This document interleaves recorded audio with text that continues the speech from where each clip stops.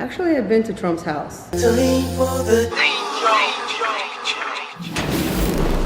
alaikum wa rahmatullahi wa barakatuh, everyone. I was born in Russia, and I was born into a Jewish family. My mother was Jewish.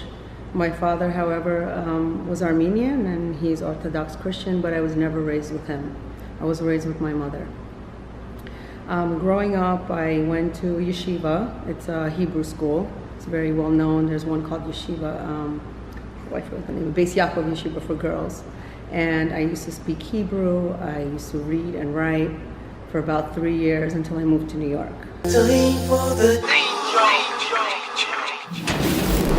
Assalamu alaikum, guys. How are you doing? We're in Boca Raton, Florida. And as promised, I'm bringing you some special guests here in sunny Florida, no exception. We have former practicing Christian. Mother was a Jew. Mother is a Jew. Father was Christian. You know what? I'm just going to let her explain all this, but it's an amazing story here with Mu'mina, formerly known as Ira, here on The Dean Show. Assalamu alaikum wa rahmatullahi wa barakatuh, everyone. I was born in Russia, and I was born into a Jewish family. My mother was Jewish.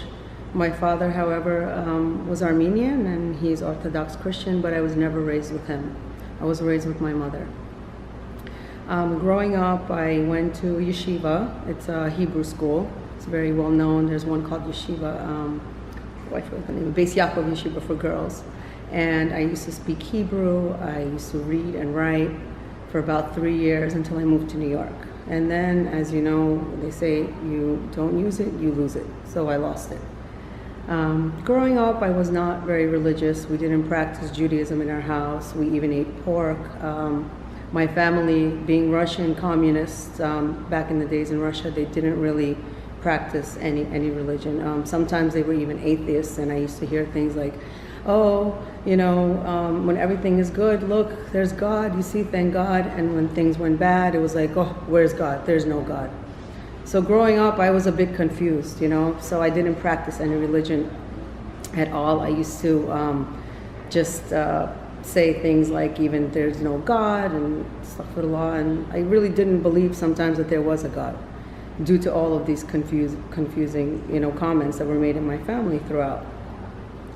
Later on, I would think to myself, well, how could 90% of people believe in God or in a higher being, and here I am, the small percentage not. And then I used to look at my hands, and I used to look at myself, and I used to say, no, someone had to create me. Like, I didn't just create myself. And even this was like at the age of 10, 11, 12, and I said, there has to be a God. But I went on in ignorance, just, doing however I want and following nothing. When I went to pharmacy school back in New York, in LIU, on the last year, we had some students that were Muslim. And there was a boy, and I didn't really know much about Islam except that what they said on TV, that Muslims are terrorists. So there was a guy in school, one of my classmates, and Hassam, and he told me, he goes, I have a CD and why you should become Muslim. And it's about a Jewish guy who became Muslim. Were you open-minded and interested in listening to that? And I said, sure. I said, why not? So then he brought me a CD, and he said, you know what, it's not about, I can't find the one with the Jewish guy, this is about a Christian guy. He was an archbishop at the age of 14, and he became Muslim. So he gave me these 2 CDs. And I used to travel from Brooklyn to New Jersey, and are you guys from that area, there's a lot of traffic. So I used to listen to these CDs, and they totally hit the spot for me. Like the things this brother said in the CDs, it was mostly about, being Christian, which I never was really interested in. But the things that he mentioned, he said things like, like you should believe in one God, and everything, that you do after that, you can slowly improve, like eating pork or having a boyfriend and a girlfriend, and all the things that non-Muslims do, that we used to live in our lifestyle in the society that we were raised. So after about 3 weeks, to me, I would like to describe the way it felt was as if your mother you know, that safety and that goodness that you feel from your mother, that security, that's how I felt about Islam, what this brother was saying about Islam. And I said, you know what, no matter what lifestyle I live now, I have to live this lifestyle. I have to accept this, it's the truth. And I heard it, and I just said the Shahada in the car. He told me on the CD, he said, all you have to do to become Muslim, you know, is say, bear witness that you're a Muslim right here and right now. And I did that in the car. And then, alhamdulillah, you know, ever since then, that was 25 years ago. And ever since then, I've been increasing my knowledge and, you know, trying my best to practice Islam, alhamdulillah, you know, following all the things that, you know, as best as I can. And I have never been happier. Islam only made me a better person. All my family members love me. They just don't like the fact that, you know, I can't hug them and kiss them, my cousins. I tell them, gotta get over that. You hug me and kiss me enough. But other than that, you know, it's alhamdulillah, it's something that I could never thank Allah for. I can never, ever, ever thank Him enough for that. Now, before you started to implement Islam in your life, before you started to accept Islam, did you go back to the roots of your mother, what she was upon, or you said they weren't really practicing? Did you go to look into, like, maybe there's truth here, or Christianity? Did you try to experiment with other religions? No, I did not. I'm the type of person, Allah had given us a brain, and when I hear something that's 100% correct, I accept it. Now, what made you also start to reflect and think about, like, why am I here? What's the purpose of life? Many people, they don't really reflect about this. Was there a point in your life, was there something happening in your life that had you start to really reflect? Like maybe you saw, some people see people dying, you know, old family members, they have like a tragedy happen, and that kind of humbles them. Was there anything unique that you remember that had you start to think about this very important issue? Actually, just the fact that I didn't believe in one God, and I didn't believe all of these things was bothering me. There was something inside of me that did not feel correct, even though I was expressing it and saying it and living it.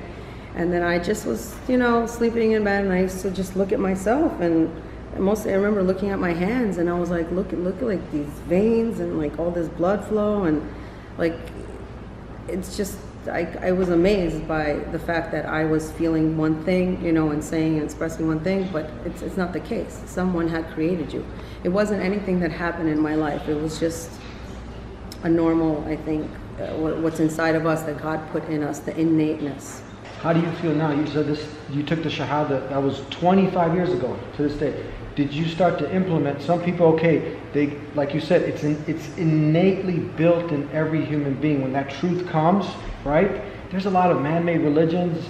They don't make sense, but the religion from the Creator, it's perfect, it makes sense. It goes with what we call the fitra, right? And so you got to give it a shot, and that call to worship the Creator, not the creation, you can't argue with that.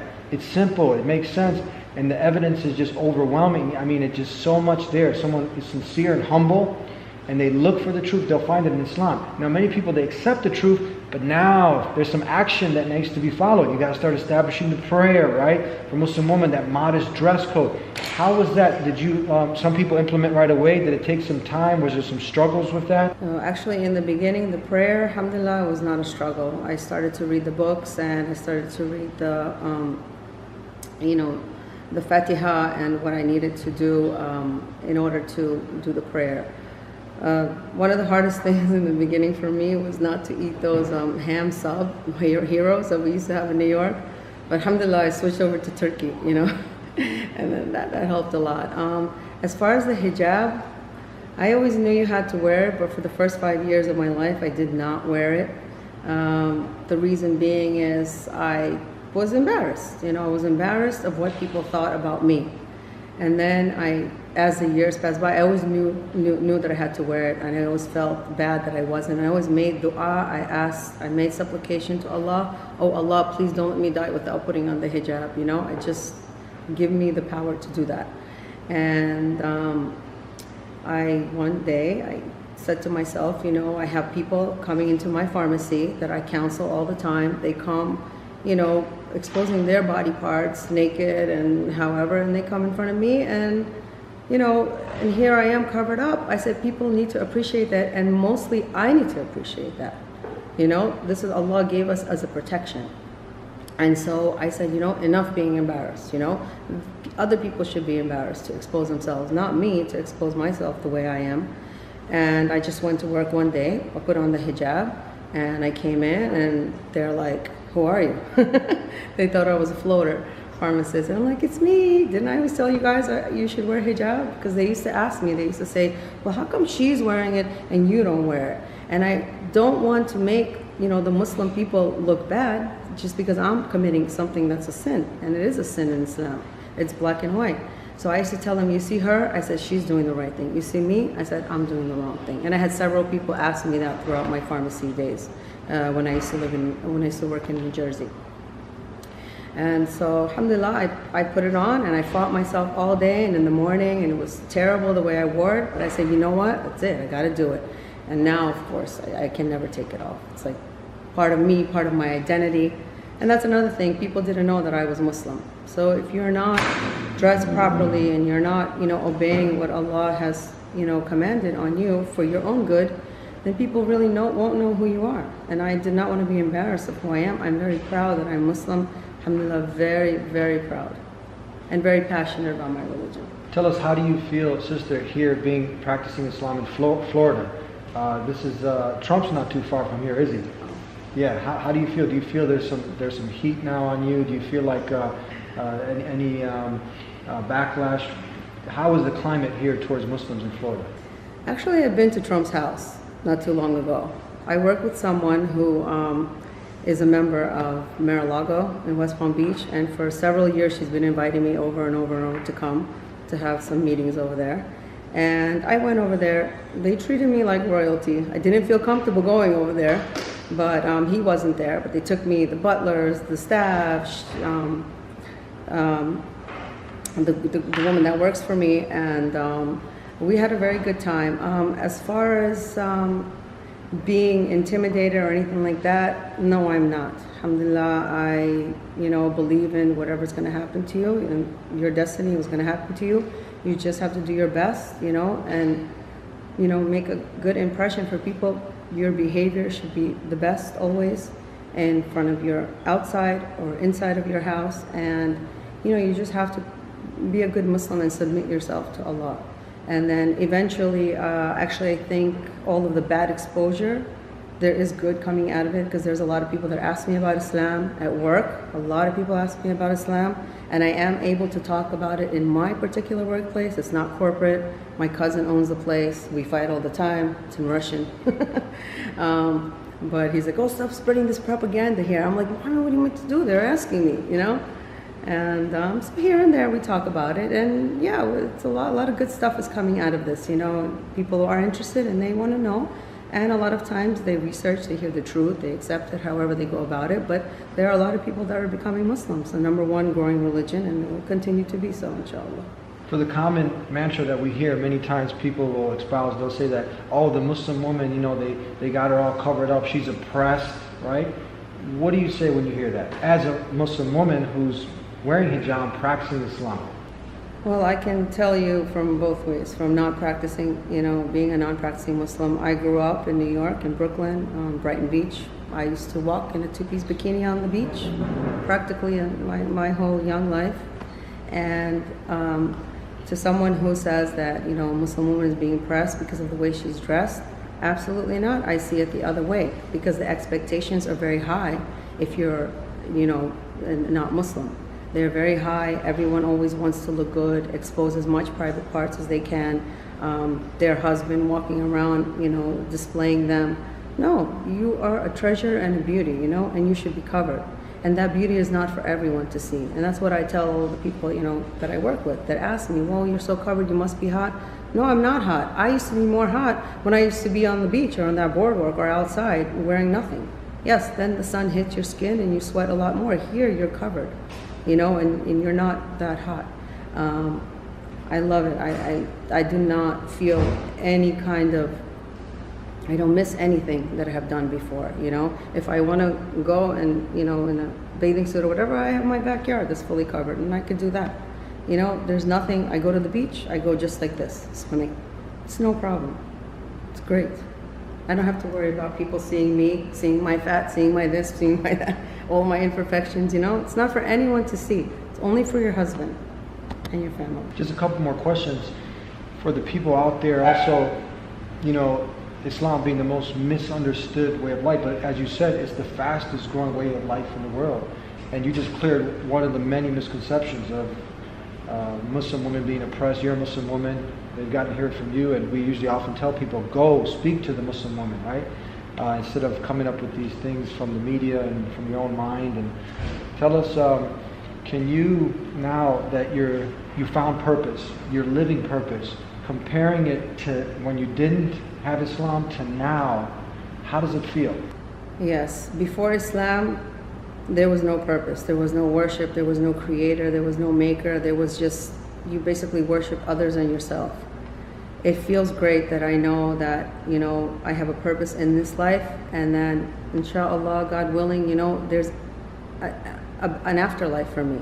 An afterlife that no one can imagine, you know, just complete bliss. And this is what I strive for.